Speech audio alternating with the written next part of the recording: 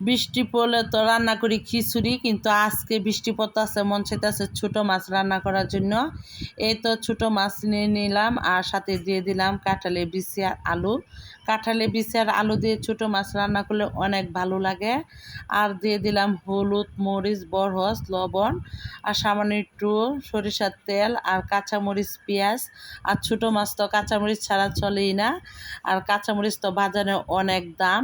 যাই হোক, কম হোক বেশি হোক, কাঁচামরিচ ছাড়া তো তরকারি রান্না করা যাবে না।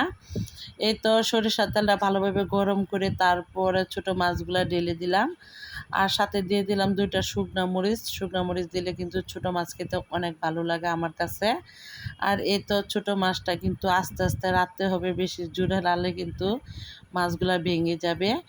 আর এই তো সামান্য একটু লাড়াচাড়া করে ঢেকে দিলাম আলুটা সিদ্ধ হওয়ার জন্য, আলু আর কাঁঠালের বিচি। আর দেখলাম যে পুড়ে গেছে কিনা, দেখি যে পুড়ে নাই। আর আমার ছোটো মাছটা কিন্তু রান্না করা শেষ, এখন নামিয়ে নেব।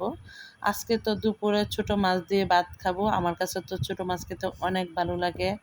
কার কার কাছে ভালো লাগে অবশ্যই কমেন্টে বলবেন। আজকে এই পর্যন্তই।